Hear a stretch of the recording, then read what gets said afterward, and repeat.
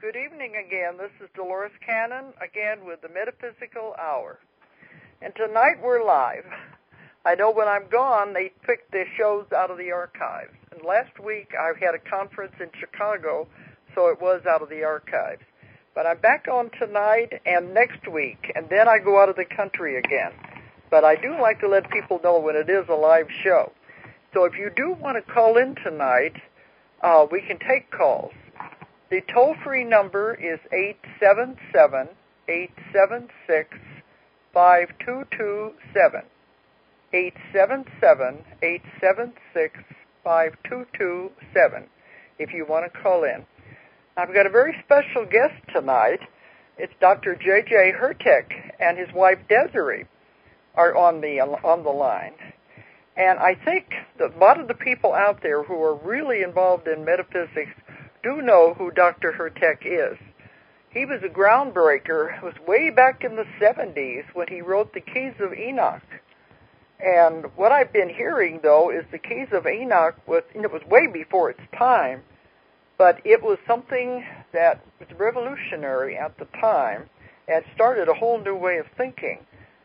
But it's still out there, and it's still being translated and published all over the world. JJ, you said it's now in 12 languages?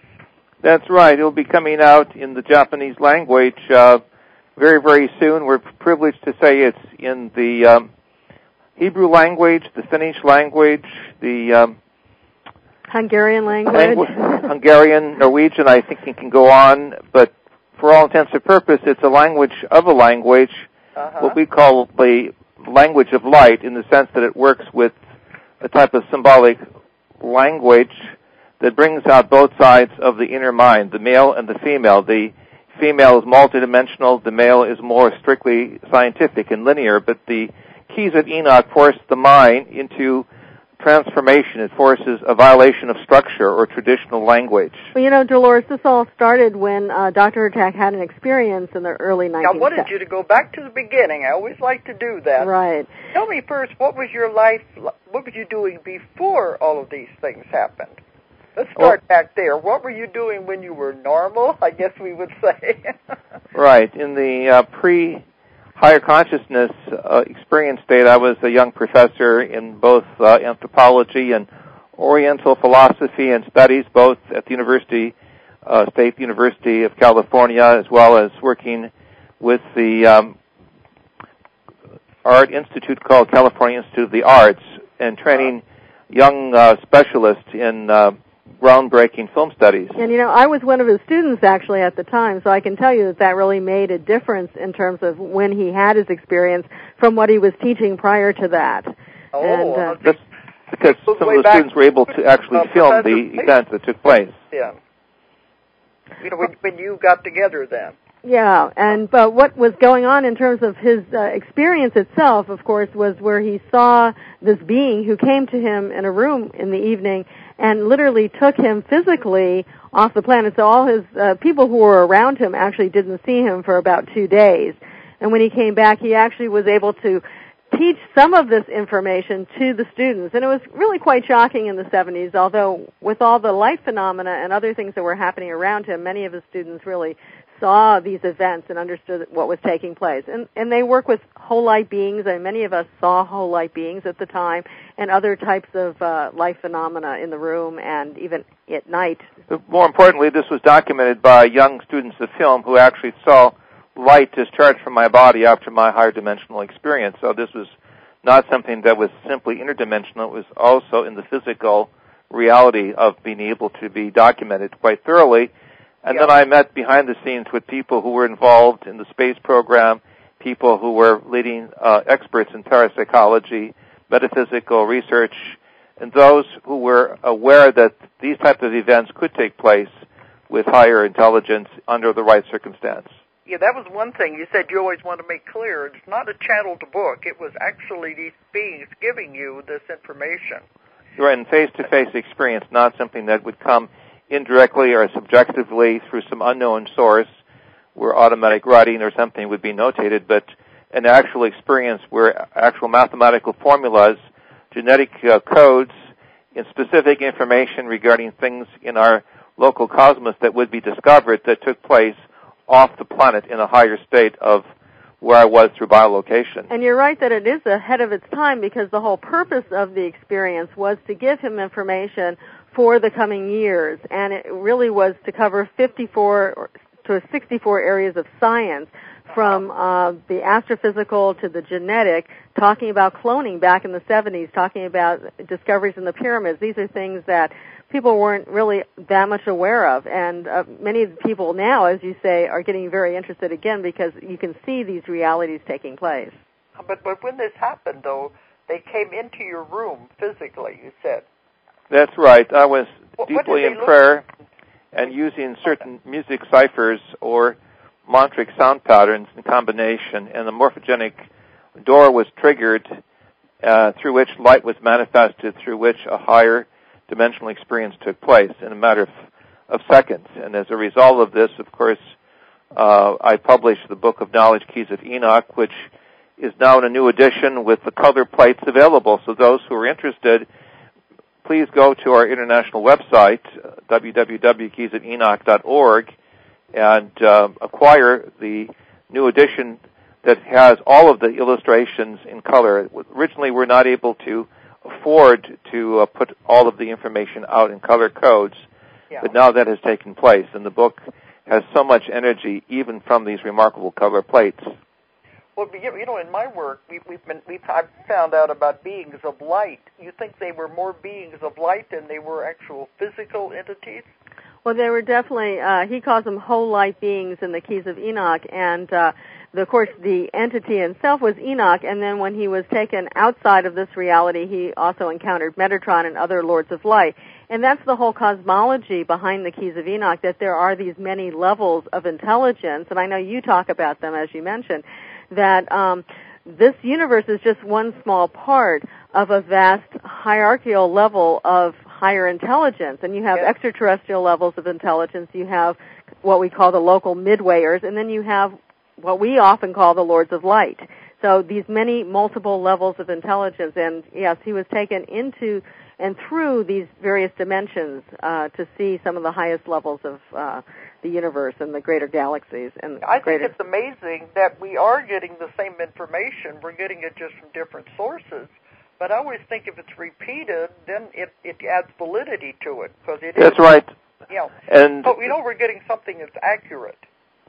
Well, the whole light beings are those who are basically have a corpus or physical body that is of pure light. In other words, they have quantum mechanical corpuscles of light, to use a word of contemporary science. Mm-hmm. They pulsate with a different type of energy that is not physical, that is to say, defined in three-dimensionality. They're multidimensional, and they're capable of manifesting and de-manifesting in the fraction of a second. Now, as a result of my remarkable experience, I wrote in one of the Keys of Enoch, and I would ask just a few seconds I could say, as I quote Key 313, verse 15, the following: the direct relationship between the size of the universe, the diameter of the proton, and man's or our range of vision is part of a larger mass energy space-time transformation, which involves changes in our basic concept of the known universe. So the Keys of Enoch are basically a new cosmology of consciousness, pulling together everything from the smallest subatomic particle units to the largest galactic and quasi-galactic creation, showing us that there is an interconnectedness with all life, that we are not separated from the living universe any more than the living source, the divine hierarchy or divine Godhead that creates and recreates continuously. In fact, it talks about how we ourselves have higher light bodies, and we currently are just focused on our physical body, but we actually have an overself body which functions in terms of having a higher consciousness reality and can tap into these greater realms if we were only just more aware of them. Yeah, that's the thing. We're just focused on our physical. We don't really know the totality of what's really out there. But I can see why they chose you, because you're a scientist. Do you think that's why? Well, I feel it was more of a question of having both the training in the spiritual philosophies. Mm-hmm. I'm speaking now of all major philosophies, as well as a little bit of the scientific. So my mind was sort of preset or programmed to accept information on both hemispheric lobes, or both sides. So I was really prepared to see the interconnectedness of how we cannot separate the scientific from the spiritual, nor the spiritual from the scientific. It's the holistic imprint of life that's so valuable that we're moving into. We are going into what I believe an accelerated evolutionary change that will bring about this great synthesis, where we will learn to use those inner powers of the mind to utilize the great spiritual gifts and visions that are latent in all individuals, as well as to scientifically go beyond the three-dimensionality of life and realize that we're in a fantastic cosmos of living form. We're not the only evolution. There are other life forms. As a result, scientifically, we'll be able to prove the existence of a cosmic divine experience. And so the essence of the whole Keys of Enoch is to show us that we are going through these changes and we are being prepared to take the next quantum leap. And the information from the keys, and there's specific scientific information, as you mentioned, shows us that in all the areas of science that we were actually given information to speed up our consciousness, to speed up our whole evolution, so we would be prepared for the changes that are in front of us. Yeah, that's what's happening now. It's what I lecture on, too. The physical body is changing. Everything is in a state of flux, but it is affecting a lot of people, and they don't understand why. We're moving into the whole new earth, the whole new dimension here. For instance, the magnetic fields are changing. I'm sure you talk about that as well. And the research that we've investigated with Russian scientists have shown that actually when the magnetic field changes of the earth, that perhaps we become more sensitized. And that can be very chaotic for many individuals when the norm changes, so to speak. But actually, for those who are more spiritual, you can actually start reaching up into higher levels of intelligence and making that divine interconnection. A lot of people are very confused because they don't understand what is happening. But I think this is the reason why we need more spiritual cosmology, why we need to recognize, in addition to teaching, there's a whole vibration aspect of living experience. And with the Keys of Enoch is also the inner teaching. The keys are musical keys or thresholds we can activate within ourselves. And we provide through the Academy for Future Science a plethora of music documents and cassettes and CDs that people can acquire and listen to and build, as it were, a whole harmonic within themselves. So there's daily activation of the cells. There's the repair of the energy field within the body. There's a whole energy oneness that can come out of this. With my late colleague Alice Coltrane, the famous music composer, said was the quest for the super soul. We begin to activate other powers that are latent within us that are consistent with the music of the spheres, the background energy of the universe pulsating and giving the life force that is so important for all aspects of life to go forth. And of course, we feel all life is vibration, and so with the sounds, with the music, with the higher vibratory frequencies, we can actually prepare our consciousness mind and heal our physical body at the same time. Yes, this is what a lot of healing is being done with sound and color. And of course, the people in Atlantis also knew how to use these things. So I do believe in the power of sound to heal and to do a lot more in the body than people realize. But the reason it really works, of course, is that we don't think we came from the ooze of the earth. We feel we came from a light structure, a light vibratory yes, structure. I've written about that in my last book, The God Source. That's what it is light. Well, your work is so important, and we thank you for highlighting this, because many people think we're earthbound and we're simply the only evolutionary force in the universe. They forget that our essential reality is from the higher corpus design of the living light that manifests itself in a variety of ways, one of which has been the human Adamic creation. We're beginning to reach that new threshold where we're seeing the old paradigms come apart. We're seeing issues go in circles, and people, I believe, out of this burst in the economic bubble are going to seek more God-given directions of how they can raise their consciousness and see the real liberation to be from the material force to that of the universal energy that is behind all creation. See, that's what I've written about in my books. They said it's the greatest test, and they greatly admire human beings because they're one of the few species that come in forgetting everything and forgetting where they came from.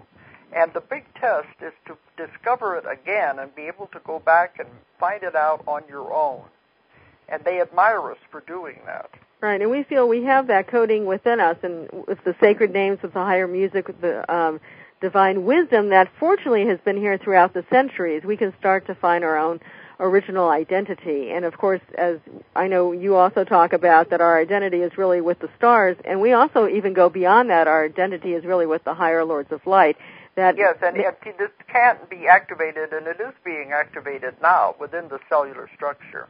Well, that's it, Doris. It's not simply abstract ideas or words or cliches or axioms, but it's the realization that the ordinary reality you perceive is not one universe, but a harmony of phases and movements of indefinite number of universes through which we rediscover our multidimensionality, through which we rediscover our power of consciousness to reach out, the healing power, the seeing power, the whole ability to restructure our genetic code, the fantastic ability to reach out through higher thought forms of communication to actually work with other life forms in the greater universe, the living nature of the God, that all of these exciting aspects of what the ancients called the tree of life are at our fingertips if we move beyond traditional language and science into a living drama of what this really means through transformation. And Dr. Hurtak mentioned the DNA, and the Keys of Enoch back in the 70s talked about how the DNA itself is based on a God code and the frequencies of what we consider the divine name of the Yod, the He, and the Vav, which is three letters that rotate and change, just like the DNA uses three letters to code for all the amino acids in our system. And many popular writers have come out with the God code or their take on this, but essentially if you put them into the spotlight, they will go back and say that the research of Dr. Hurtak with the decoding mechanism of the divine name does illustrate the different categories and permutations which are reflected in the way the nucleotides, the basic building blocks of life, work according to a whole new genetic order, which is new for us, but not in the overall sense of what is there in eternity, that we are but one definition of an ongoing life force that is remaking and transforming itself continually. So we can say God's creation is formation and transformation, endless recreation through the human subject. And so we have this great opportunity now of co-evolution and co-direction of the life force to really move out of the old paradigms of despair, of attachment, of material chaos into a higher structure, what it means to have a living cosmology of consciousness. And what's exciting is scientists are starting to see this. They see in the whole universe how life unfolds, whether it's the subatomic particles. They're right now in Switzerland looking for the Higgs boson, which they call the God particle, because they know that the whole universe is entangled, is interconnected. And so, it's only a matter for us to wake up and realize that we are part of that whole greater universe. And we've been working a lot, of course, with the consciousness knowledge and the idea of remote viewing, of why we can tap into people on the other side of the planet, why we can send them love, higher energy, and healing power just by our thoughts. Yeah, that's one thing I lecture on, too. We can make a difference with our thoughts. So, Lois, I wanted to ask you a question. Did you ever run into or know in any depth the work of Harold Sherman down in your part of the country? Oh, well, yeah, Harold Sherman was from this part of the world. That's the reason I'm asking you. I think he's died now, but... He died a few years ago. He was a very close friend of mine, and we were a part of an experiment some years ago with off-planetary remote viewing, and he and I participated in looking at what we believe to be interesting landforms on the surface of the planet Mars. Okay. Harold Sherman was also one of the human targets for astronaut Mitchell when he was off planet in the Apollo mission. He was able to transmit very specific signals back, and Harold told me that he was very, very happy that he, as a sensitive, would be able to pick up on these signals and these specific codes that were sent back really across space. And because this illustrates what we were working on also with colleagues at Stanford Research Institute back in the early 70s, airless performance of information across stellar distances and literally against all odds of mathematical negativity, we're able to show the perfection of mind over matter in terms of non-local targets. And this might be metaphysical. I remember when that happened, I never met Harold Sherman, but I do know of his work, and he's like a pioneer. He goes way back. But you mentioned about Mars. If you want to talk about that, because in my work, I know there is life, but what I have found is that there are still some beings, but they are living beneath the surface. Well, we agree that on many of the planets that people or intelligences simply live a subsurface, and that's why people confuse even this planet. They think that there's a hollow Earth, but many of the moons supposedly around Mars are also perhaps also hollow, and so. But we also feel that people live also in spaceships that are. But to answer your question specifically, the keys of Enoch tell us that there were grids of energy, maser-like patterns on Mars at one time, and NASA scientists found out specifically that there was a living maser activity on the surface of Mars. We're not going out as far as you're asserting that there was a subsurface civilization, but the landforms there in the Elysium Quadrangle, which I published in my book in '73, do illustrate the fact that there are very interesting structures that appear to be non-natural, deserving a second look by those involved in the various space programs. And I would assert that at one time, when Mars had a different atmosphere millions of years ago, before the planet lost its atmosphere, there were conditions similar to our planet that may have allowed some type of biohabitat to exist for extrasolar intelligence that would be briefly on the surface. That they had a remarkable civilization, but yes, the atmosphere was destroyed, and that was what the remainder of the race did go beneath the surface, and other ones just went in ships, and some of them came to Earth, they went to other planets. That's what I found. I do know when I was working with the Russians a few years ago, their loss of the Phobos 2 spacecraft from their side was claimed to have been some type of technical accident, but the film documents I saw showed that there was an interception that took place, clearly indicating there was another life force there. Yes, in fact, the Phobos 2 shadow phenomena right before the very last scene before the Phobos spacecraft was lost to radar and to communications is on our website, keysofenoch.org. But also we've worked with shamans in Africa who feel that they themselves have come from Mars. And the pictures in the Keys of Enoch are actually of pyramids on Mars, not just the face form. But we believe that there really was a civilization. But as you said, I mean, many of those intelligences were able to get off and travel because they're part of a whole cosmic galactic intelligence that exists throughout the universe. And it's only us. We're one of the few species that are so advanced that are now beginning to take our baby steps to perhaps also join them in space in the near future. Yeah, that's the plan, is that we will join them, but they said first we have to get rid of our violence, because they're really afraid of us with our violence. I think it's been clear and it's been suggested, I know at various symposia that I've been at, that the problems of the Russian and American probes to Mars may have been a result of what we will call dual-use technologies, which mean in addition to geophysical applications, there were military applications. But we're also saying that Mars was part of a larger biosphere with Mother Earth at one time, and that there was an exchange. If we look at the world cultures and legends all over the place, there is a consistency that suggests there was a exchange between an evolutionary intelligence from that part of our local life system with that form of intelligence here upon Mother Earth. So all things up for grabs.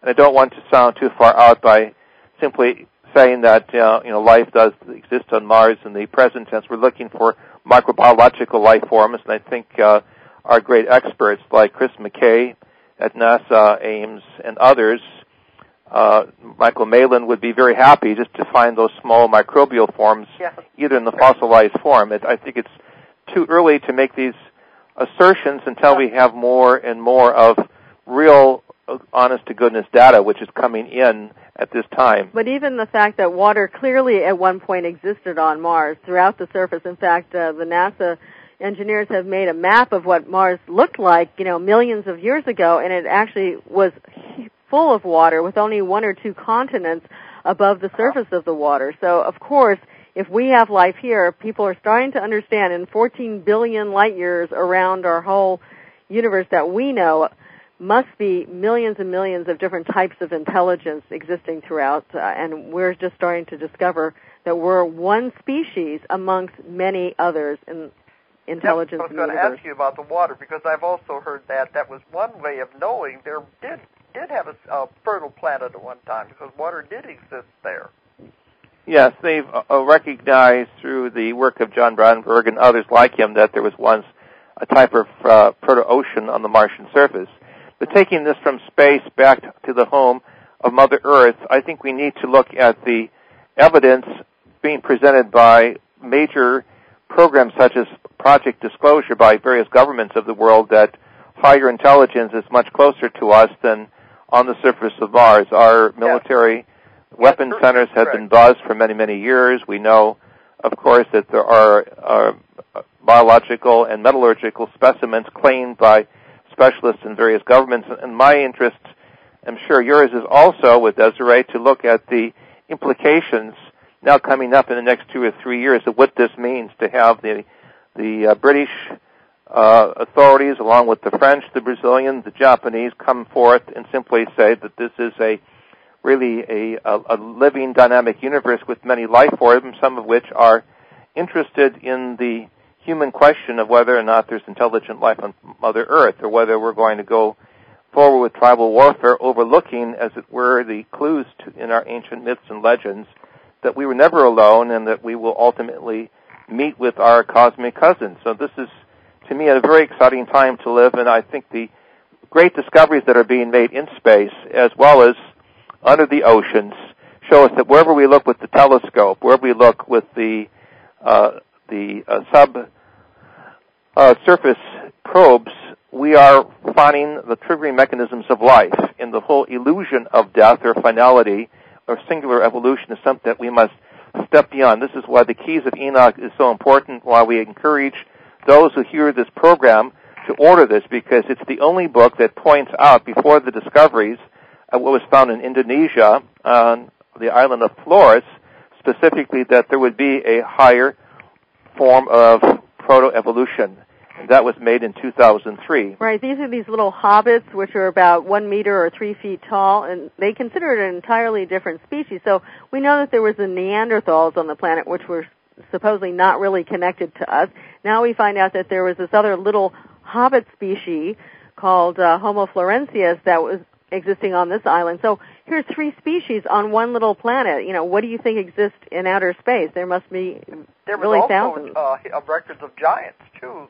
Also the giants. We've looked at some of the giant footprints in different places, and also some of the legends, especially in Japan. So the Keys of Enoch, in one key known as Key 215, give us specific places for the giants in terms of the longitude of 31 degrees 9 minutes east, and the hobbits, or the small people, in Indonesia at 121 degrees 27 minutes east. No other textbook published in the 70s has specifics on the giants as well as the midgets or the mini proto-humans on the same page. And so this is, again, a very important challenge to students of anthropology and archaeology, is that there is a plan in the book, The Keys of Enoch, that give us keys to our past, the other evolutionary experiences and experiments that we are now finding clues to prepare us to accept, as it were, the reality that we live in a very dynamic, pluralistic universe, and we must be prepared to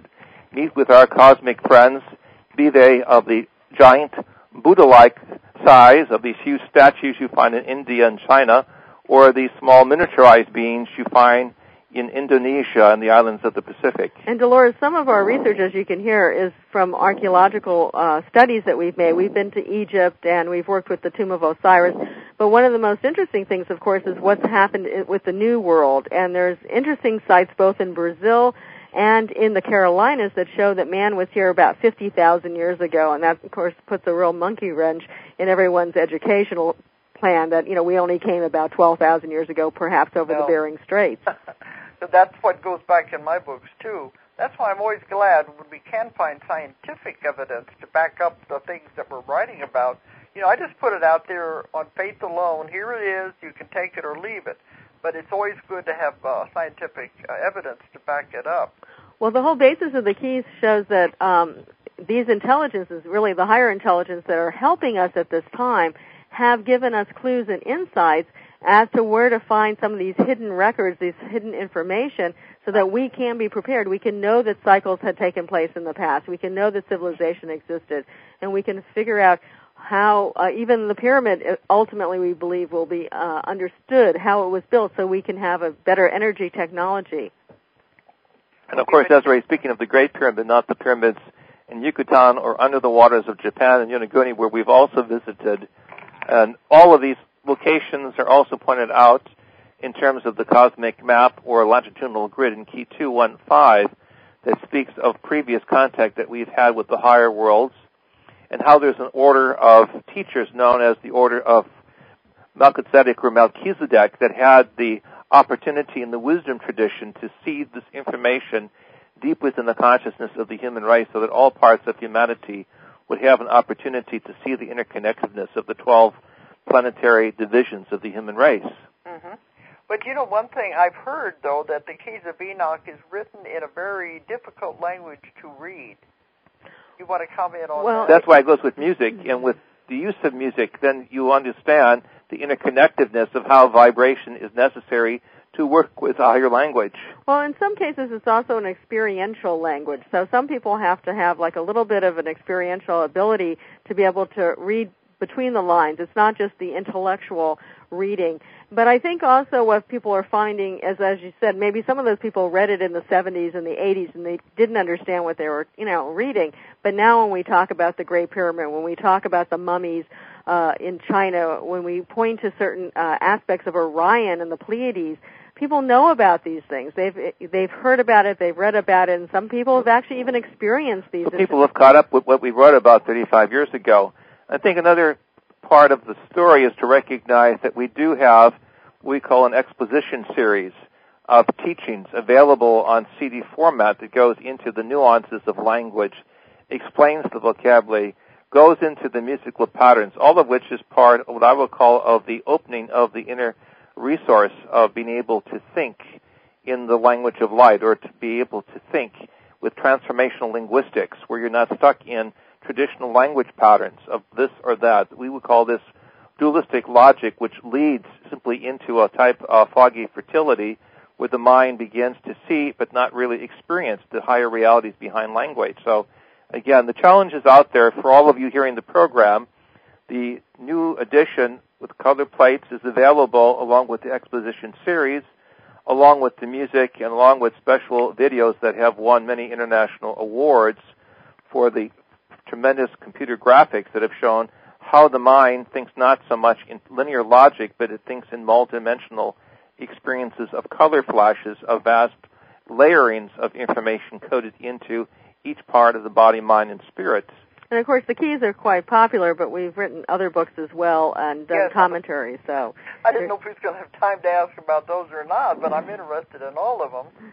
But let's switch a little bit to global warming. I know that's also a great interest of yours, isn't it?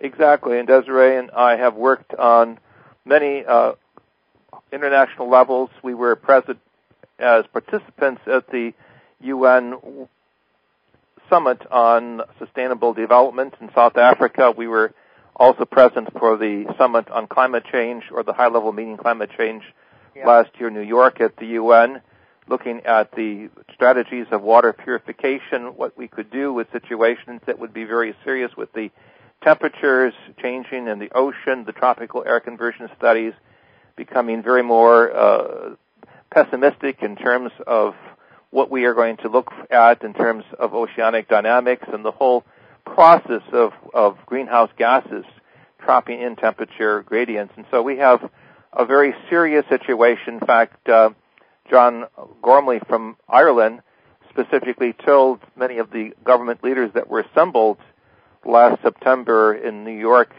we had basically 10 years really to curb the problem with the greenhouses. Otherwise, we would see the demise of many, many species on Mother Earth. This rather that's pretty short. Only 10 statements shook the audience in its boots. But the changes have actually really shocked scientists and government leaders. When you look at now the North Pole, of how the ice is melting so significantly that you can... And Greenland, too. Look at Greenland. Exactly. And they think that even in 25 to 50 years, at the minimum, they'll be able to run ships across, and there maybe will be no ice whatsoever at the North Pole in the summertime. Melting of the polar areas in the north is rapidly moving 5 times more quickly than the original paradigms put forth many years ago. But the Intergovernmental Panel on Climate Change has given very precise schematics and graphics as to the overall consequence of what this will mean, in addition to the rising of the oceans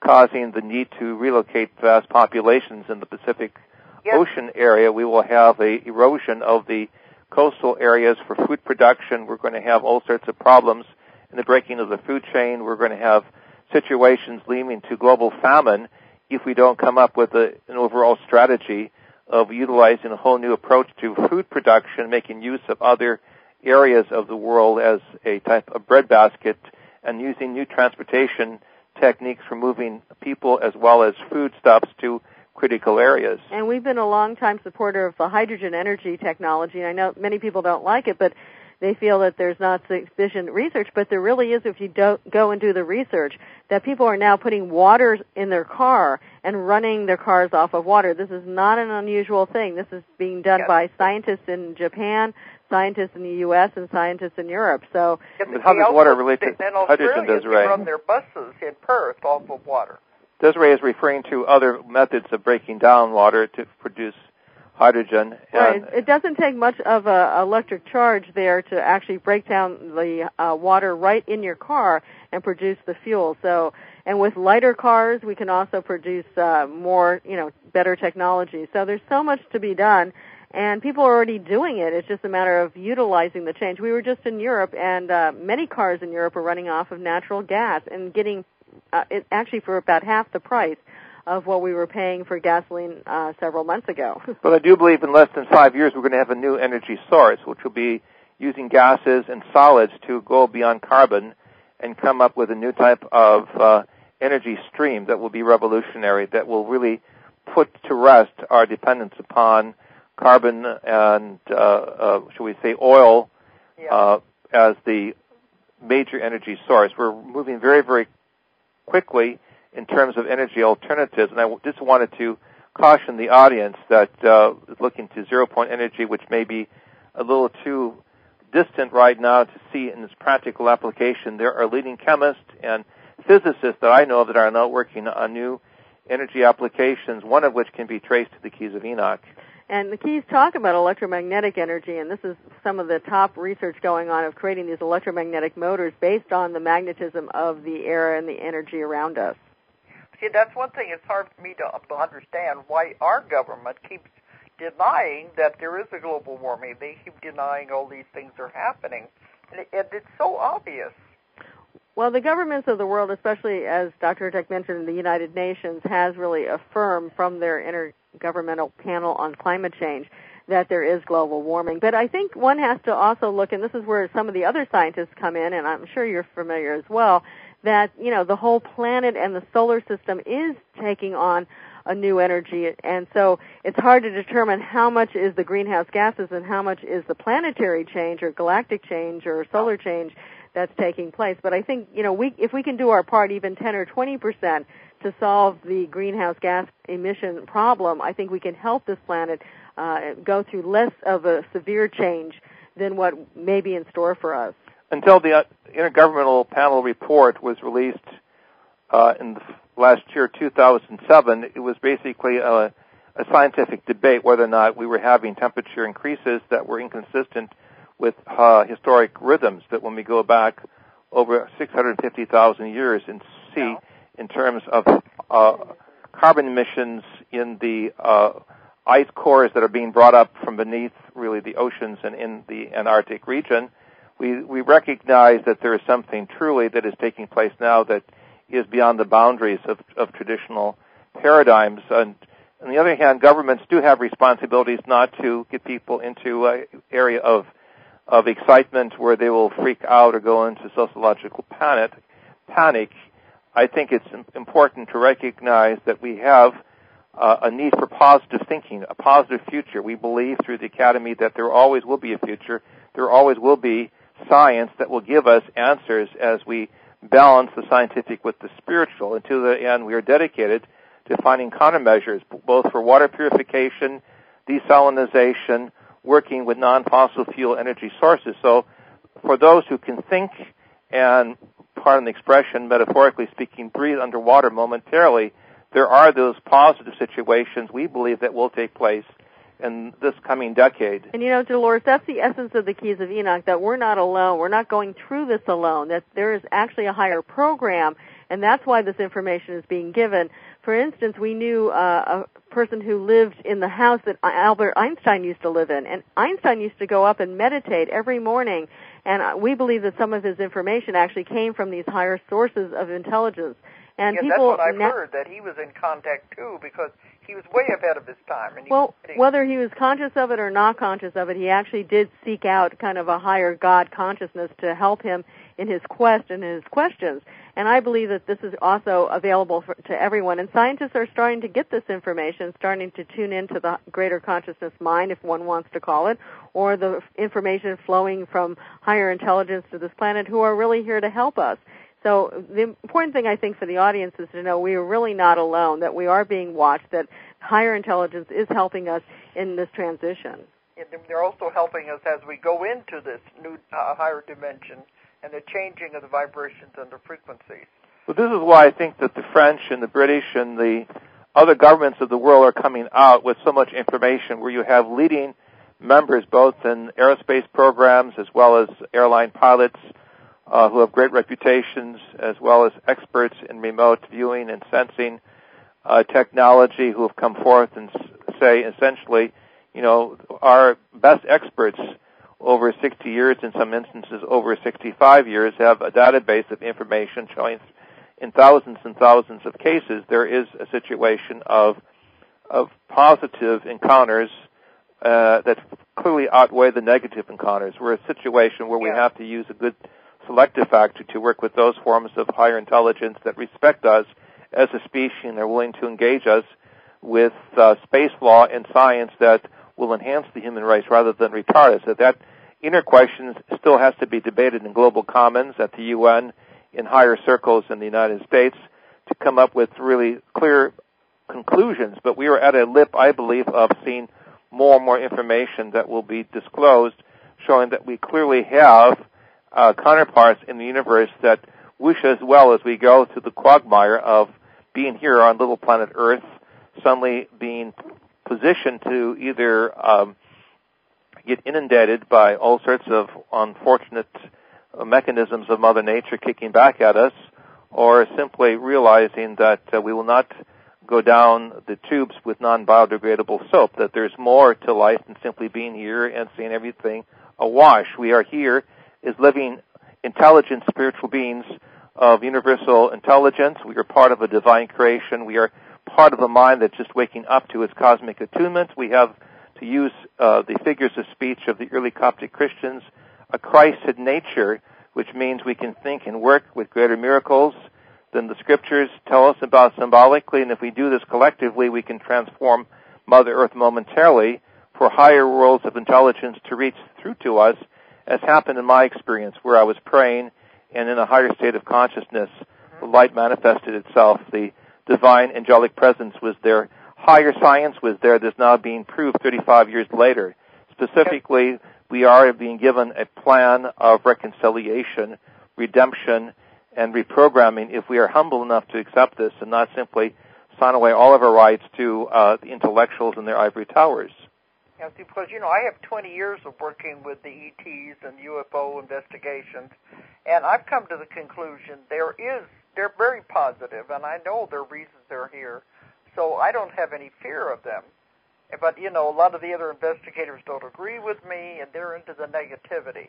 Well, we feel that there's actually both. Of course, it's just like us. We say, like on planet Earth, you have some really great people. In fact, everyone's great when you really get down to it.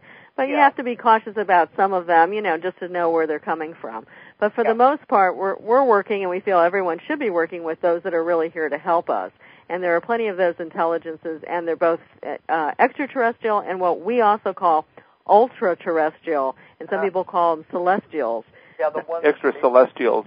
Yeah. I like that terminology because it explains something far beyond the extraterrestrial, and I believe that as we go into this coming change in late 2008, early 2009, we're going to see more of a heavenly display of other life forms, and it's going to bring to the human drama throughout the world the desire really to develop a concrete space policy, a space law that will help us reach out through a new generation of experts that can say, no big thing, we know there are other life forms in the cosmos, let us get on with the next phase of evolution, but let us work with those who respect our identity, our Christ nature, our Buddha-like nature of self-realization, and work with those life forms that can indeed enhance us and give us the spiritual direction we need. It's because the main thing, they're here to make sure that we don't destroy the earth. They want the human race to continue. That's very important. That's why a lot of people are going to have to just come to the conclusion there are other beings out there, and the UFOs are real, but it is just another life form. That's what I've found, another body that the soul can go into to learn lessons and inhabit. Well, in some cases, we feel that there are cosmic cousins because I believe when we go out into space, we're going to find other life forms that don't look like us, but we're going to find a lot of them that do. And that, of course, means that we also didn't evolve on this earth, that either we have a divine blueprint that came in from a much higher source, or that at least that we were part of a vast intelligence throughout the universe and maybe just got stuck here for too long and we don't remember where we came from. Yeah, but there are also many other life forms. I found that in my work. They can look like things that you would not possibly think could be alive. That's why we have to realize there was consciousness in absolutely everything. Well, this is what the great church father Origen believed. He believed that even stones had souls. And we recognize through panspermia what the Greeks thought, the life in its seed form scattered throughout the universe. There would obviously be other life forms that would be different than us in appearance, but would have, as it were, the same Godhead, or recognize that there would be a cosmic law of respect and association that would have to be followed. Otherwise, there would be simply chaos upon chaos, rather than the fine, subtle layering and mathematical patterning of creation as it goes through its entropy into a whole new type of reorganization. So consciousness control of entropy, or a dissipation and destruction of life, is what higher intelligence has, whether we call it the ultra-terrestrial or the extracelestial. These are life forms that have gone beyond the life and death state, and they are reaching out to us now with the idea that if we begin to use our sensory mechanisms and our inner spiritual powers to reach out and to help humanity, then we can collectively rebalance this whole craziness to move to chaos, to destruction, to polarity that sees only the solutions from a negative standpoint of an apocalyptic infall rather than an apocalyptic transformation. So this is a great challenge that reaches out to us, whether we see this historically from the ancient scriptures in the Near East, what I believe is the importance of the Coptic documents, the lost teachings of the Christ figure, or whether we reach it through the teachings of the great scriptures of North India, whether we look at the Chinese oracle bones, we recognize that there's a whole wisdom tradition that is alive and well if we look deeper and recognize that we're just, one of many forms in the schoolhouse of Mother Earth that have to realize our lessons here are to love one another unconditionally, to understand that the whole process of life is to learn the dynamic of the evolution of Godhood that is within us, and as we create and as we recreate, we advance the planes of spirit, or the opening of the energy levels, the mystics would call the chakras of the seven seals, to that point of higher light resonance through which we can actually graduate into the universe that is the university of the universe. Yes. Okay, I'm going to have to I'm watching the clock. You realize we've already talked almost an hour. They'll have to stop around 5 till, or they'll pull the plug. But, well, we thank you for this opportunity to speak. Are you going to? Do you have anything next Friday? Yes, we're going out of the country, unfortunately, for the next month, but I'm sure we'll do it again, and we're also in Missouri sometime, so as we said, we'll come over and visit you sometime down there in Arkansas. I appreciate all the great work that you've done over the years. And we're willing to open always the doorhouses to this greater university of the universe, the university without walls. The Christ figure calls the house of many mansions, the Hakdomo Tekaloth. And in this great design, let us be blessed together. I was thinking if we had more time, we could go into the other books dealing with those things. But we'll find that opportunity in the future. We bless you so much for having us aboard. And the Library of the Ancients is alive and well, and the keys of Enoch provide these keys to the higher dimensional doors that are also alive and well. So we ask you to keep up your great work, and all of the friends out there, keep your eyes open ad astra to the stars with blessed assurance that the divine does exist and that we as humans will make it through this difficult stage of history. All right, before we go, will you give them again a way they can contact you or a way they can get to your website? Right, we have two main websites. One is called futurescience.org, and the other one is keysofenoch.org. And we have lots of music, lots of DVDs, and, of course, various books that explain the same cosmology of the Keys of Enoch. And we feel that we really are getting into that time where people, whether it's the economic cycles or the environmental cycles, really need to have an understanding of who we are, why we're here, and what we can do as a humanity to put out our energies in love and divine healing. And all of those who have the Keys of Enoch out there in Radio Land, please come aboard with the new music we have. The Living Capstone, we have music called Sanctus, and we have groups around the country that can help you with this great orchestration of music that has inspired so many great musicians like Ellis Coltrane, Carlos Santana, Gilberto Gil throughout the world. We have many leading musicians utilizing the sacred names of God encoded in the keys. So God bless all of you and keep your happy and your higher state of consciousness alive, and in the sense of the age of miracles, continue those daily miracles. Okay. And Dr. Hurtak and Desiree have the Academy of Future Science. And you said they can contact your website and they can email you or check in on the book. Right, yeah. There's an 800 And I want to thank you. It's been an honor to have you on tonight. God bless again to all. Keep up our wonderful work together. Maybe we'll do it again in the future then. Thank you. I'm going out of the country too. Okay, now have a safe journey, and thanks for coming on tonight. And I want to say good night to everybody out there that's listening. If you enjoyed the show, check out more of our other videos and be sure to subscribe and click the like button. Thank you for listening to the Metaphysical Hour with Dolores Cannon.